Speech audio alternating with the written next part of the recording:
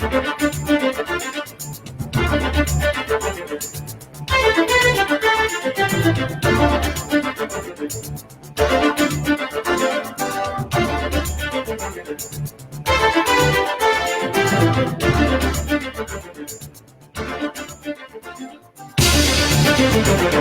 ar, programa Antena Ligada.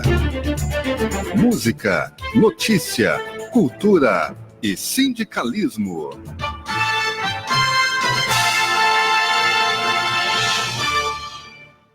Olá, bom dia. Hoje, sexta-feira, finalmente sexta-feira, dia 31 de janeiro, último dia do mês de janeiro.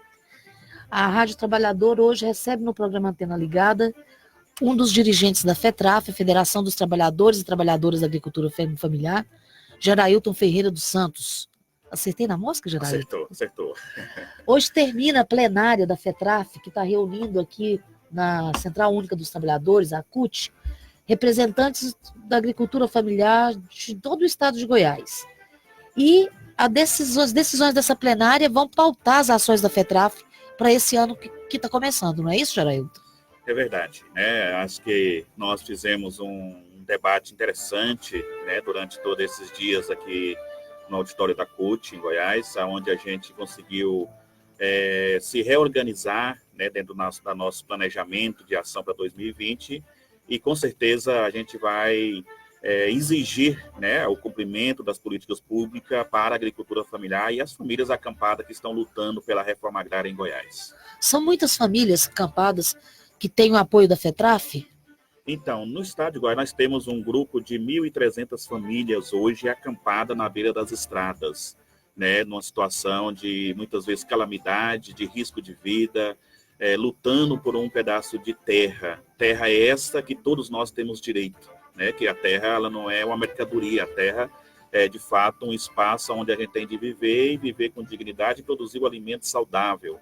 Por questões de todo um processo existente, poucos têm muita terra e muitos não têm terra. Então, a gente precisa de reverter essa realidade, né? E a gente coloca muito essa questão que se a gente quer discutir a questão do fome zero no Brasil ou no mundo, né, a questão da situação de miséria da sociedade, o caminho é dividir a terra. Ou então você não discute isso em governo, em instância nenhuma. Tá certo. Gerailton, você disse que tem 1.300 famílias acampadas nas beiras de estrada em Goiás.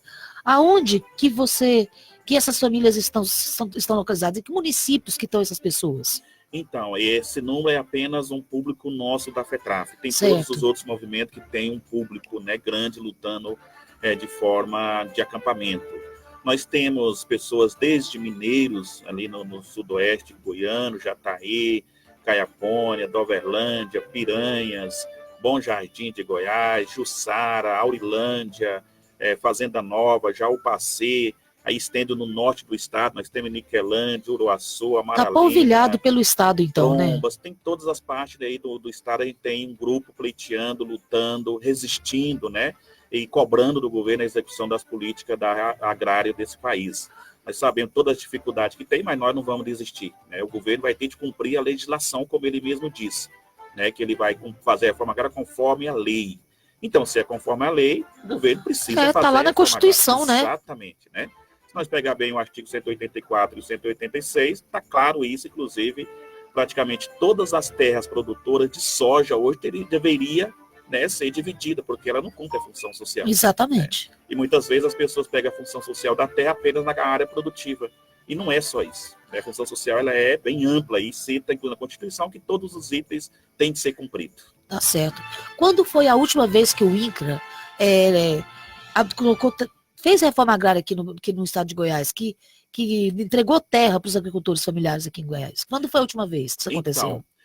O último projeto de assentamento criado pelo INCRA aqui em Goiás foi em 2014.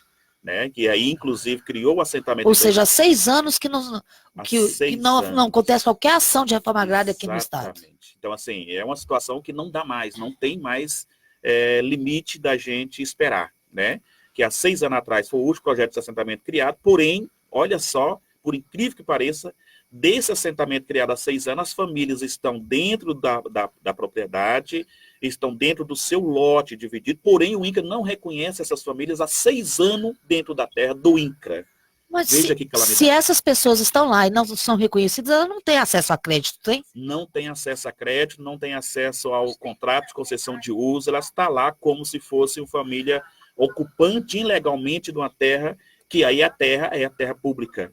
Né? Se a terra é pública, é do INCRA, se é para os trabalhadores, por que não legaliza essa situação? Onde fica esse assentamento especificamente que você está falando? Especificamente, esse eu estou falando no município de Jussara, assentamento chamado Reata.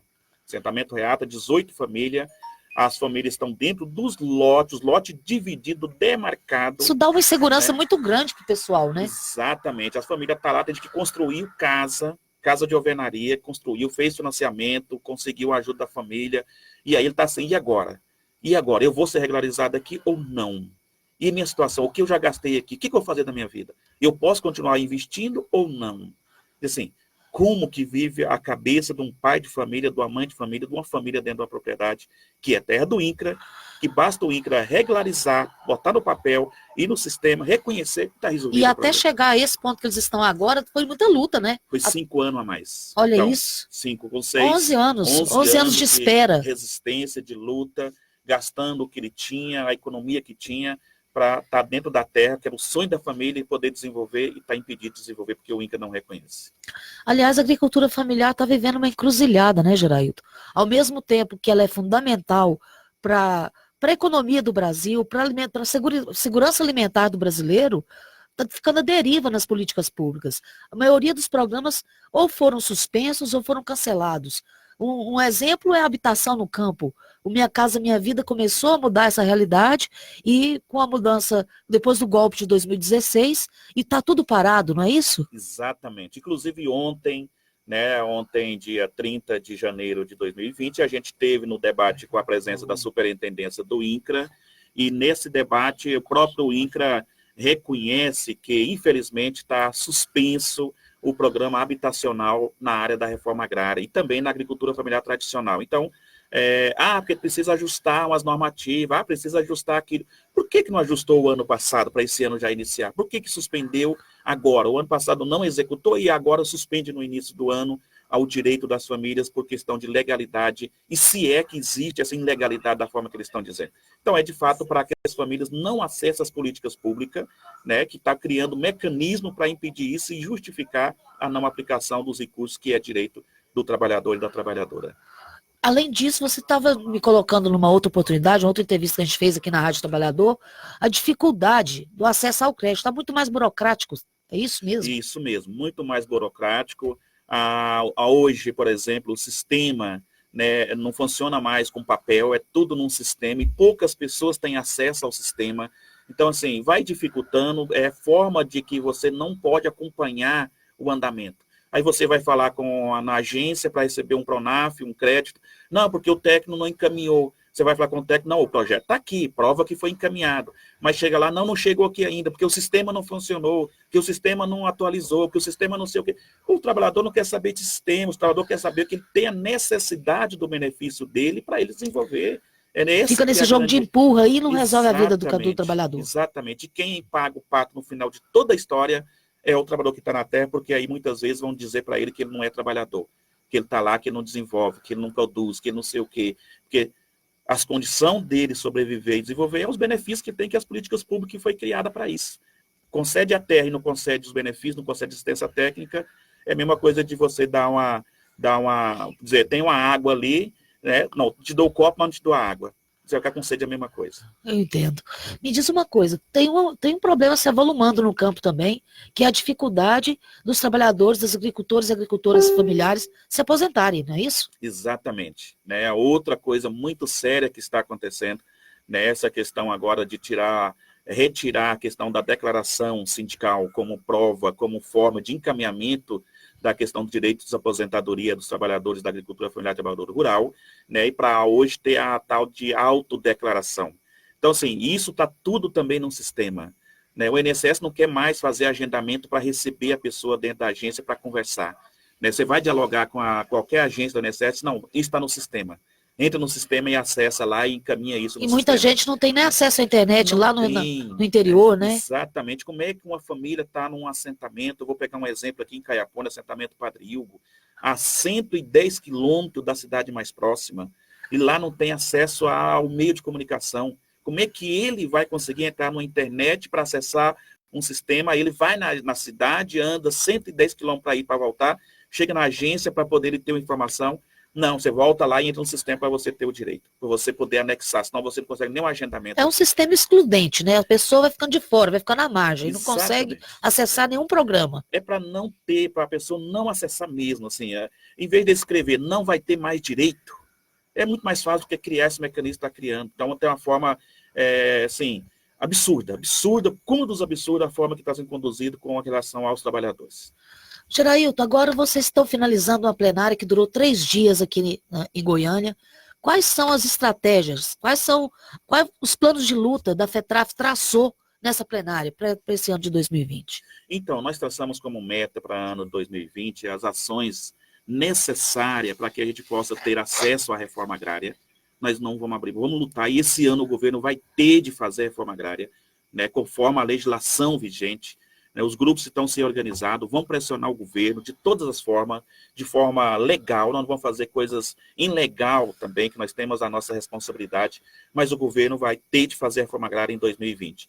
Com relação ao direito previdenciário, nós estamos dialogando com a assessoria jurídica, né? A gente teve uma palestra nessa plenária, onde a assessoria jurídica pontuou para a gente várias questões que a gente pode fazer acontecer a questão do direito previdenciário, e nós vamos usar essas estratégias para, de fato, a gente conseguir garantir o direito dos trabalhadores de aposentar, ter o salário maternidade, ter um auxílio doença, ter um direito que é do trabalhador, né? E a outra coisa, nós vamos pautar também, forçar o governo do Estado, inclusive, e o governo federal, a execução de um programa que é também essencial, que nós compreendemos, que é o Programa Nacional de Crédito Fundiário, que é um programa onde as famílias compram a terra, ele não está pedindo para desapropriar, né? Ele vai comprar a terra através de um financiamento, e é um programa que existe recurso, né? Existe hoje no estado de Goiás, depositado pelo governo federal, isso, um depósito feito em 2015, é bom referendar isso, depósito feito em 2015 para o governo do estado de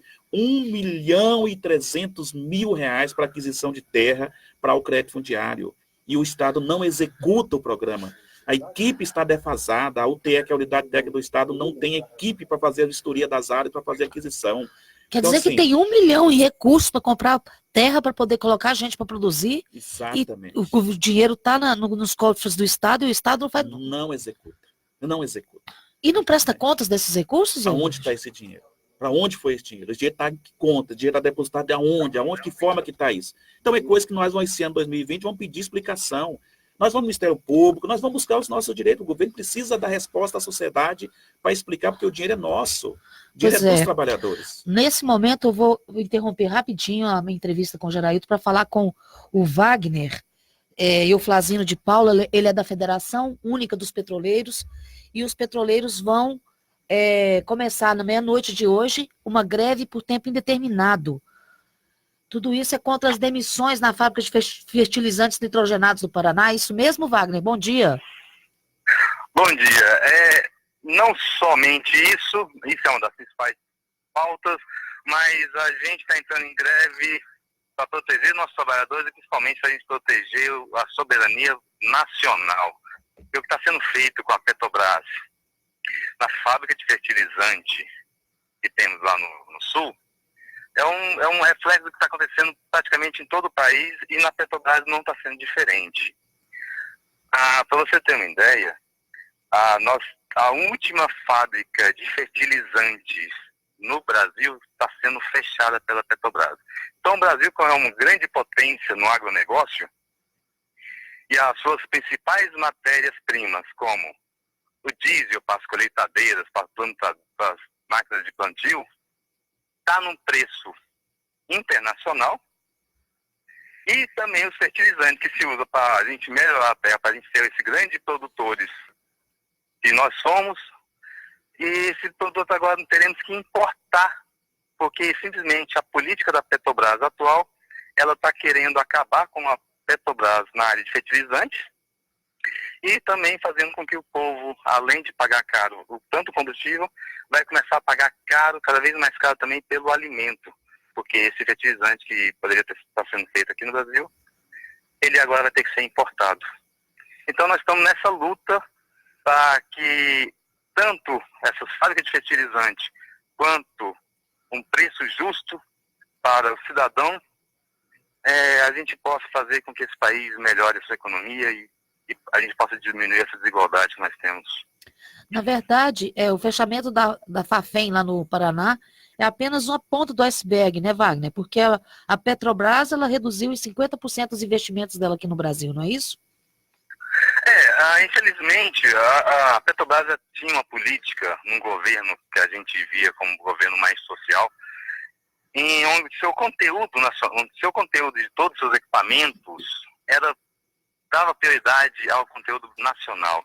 Nós chegamos a ter 13% do PIB do Brasil, por incrível que pareça, passando pela mão da Petrobras, para a gente fomentar a economia local, a economia tanto das cidades próximas às refinarias, aos terminais, como também as empresas, para a construção de bombas, equipamentos, válvulas, tubulações, tudo sendo produzido no Brasil. A partir do momento que a Petrobras para de investir no conteúdo nacional, ela simplesmente está cortando esse dinheiro, essa verba que poderia estar indo para o pequeno empresário, para o médio empresário, que vive de trabalho indireto para a Petrobras. Então, quando se fala, vamos cortar a verba da Petrobras, a gente está cortando essa verba que pode estar circulando na economia. Wagner, e o que vai mudar para o cidadão comum essa greve que está começando na meia-noite de hoje? O que vai afetar? Vai afetar o abastecimento dos postos? O que você pode adiantar sobre isso? Então, essa greve é uma greve que ela está começando nas plataformas de petróleo, vai começar pelas plataformas de petróleo com algumas paradas de unidades, e ela vai se intensificando até chegando nas refinarias, podendo chegar até ao abastecimento aqui na região do Centro-Oeste. Mas a nossa intenção jamais é fazer com que a população pene por falta de combustível. A gente só quer alertar a população que nós somos produtores de petróleo, podemos refinar esse petróleo, transformando ele em gasolina, em diesel, temos óleo bruto pelo país inteiro, temos essa logística, tudo isso nacional, feita por brasileiros, né? E estamos pagando tudo isso que tem um custo em real, nós estamos pagando um preço em dólar. Então, o preço do produto, da gasolina aqui no Brasil, é o mesmo que o americano está pagando lá nos Estados Unidos. E a gente ainda tem os impostos em cima. Então, o custo da gasolina é baixo para você produzir, mas a Petrobras está vendendo ao preço do mercado internacional, onde não precisava, porque é todo um produto nosso. Tanto o diesel quanto a gasolina, ela pode ter um preço social, ela pode ter, tanto a Petrobras tendo lucro para manter seus reinvestimentos, mas não precisa ter um valor tão caro como está hoje. A gente está ouvindo, então, o petroleiro Wagner Euflazino de Paulo. Wagner, muito obrigada pela sua entrevista. Na segunda-feira, então, a Rádio Trabalhador vai receber mais um representante da FUP aqui para falar sobre o andamento da greve. Bom dia, bom trabalho para você em São Paulo. Bom dia, muito obrigado. Voltamos agora com Gerailton Ferreira dos Santos, coordenador da FETRAF, Federação dos Trabalhadores da Agricultura Familiar, em Goiás. Como você vê, Gerailton, parece que o desmonte ele é generalizado, né? Não é só num setor. Isso é muito grave. Acho que nós precisamos, a partir dessas questões, começar a fazer alguma ação coletiva. Eu acho que não precisa de casar as questões, né? Não dá mais para a gente pensar que o problema está só na minha categoria, né? Precisamos de dialogar mais entre as categorias, até para a gente pensar alguma estratégia para a gente superar esse desafio, porque o desmonte ele é generalizado. Em todo setor da sociedade tem um desmonte, tem uma destruição, né? Acho que isso é um absurdo. Pois é, a própria agricultura familiar, existiu mais de quase 20 políticas públicas que atendiam essas pessoas que estão produzindo alimentos lá na ponta.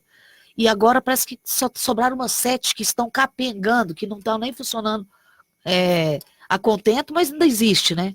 Pelo menos está no papel, né? Não tirou do papel. Quando você fala que vocês vão forçar para que aconteça a reforma agrária esse ano, você está pensando em que tipo de estratégia? Está pensando em ocupar o INCRA? Está pensando em ocupar fazendas não produtivas? Que tipo de estratégia para forçar que essa reforma agrária realmente aconteça, Gerailton? Então, nós estamos trabalhando algumas ideias, nós entendemos que diante da atual conjuntura, não dá para a gente fazer coisas que, de fato, vêm contra os trabalhadores, né?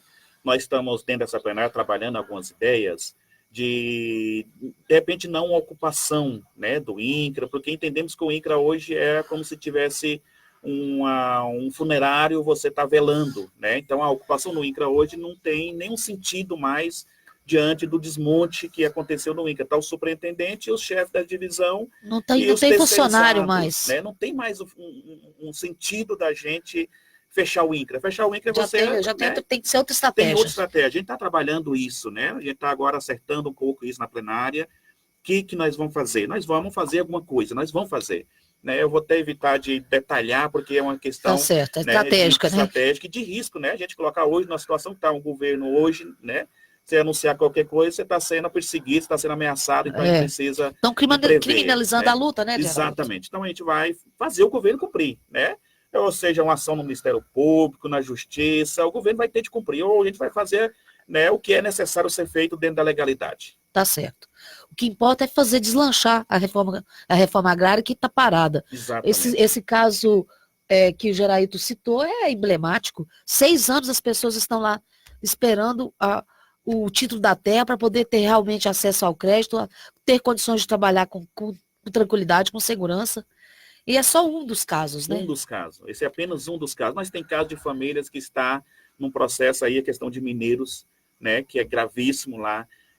Desde 2007, a área está no processo, desde 2007, que ainda não criou assentamento e as famílias estão resistindo. Então, famílias acampadas há 12 anos, família acampada há 13 anos, que não desiste, porque não tem outra alternativa para a família. Né? Ou ele tem a terra para poder manter a família e sobreviver, ou ele vai ficar eternamente sendo funcionário e inclusive, as empresas não querem mais pessoas de certo meio de idade para frente. Tem pessoas jovens, qualificadas, que eles estão contratando e não as pessoas mais que não têm uma qualificação profissional. Então, esse é um desafio que também precisa ser superado. Tá certo. Gerailton, quais são os principais produtos que são produzidos pela agricultura familiar em Goiás? O que o agricultor e a agricultora familiar mais planta por aqui? Então, planta, cria. Isso. Em Goiás tem uma diversidade interessante da agricultura familiar. Né? Eu diria assim, o carro-chefe hoje é a questão do leite. Né? Na propriedade da agricultura familiar, é poucas propriedades que não têm o leite. Né? Isso é um dos itens.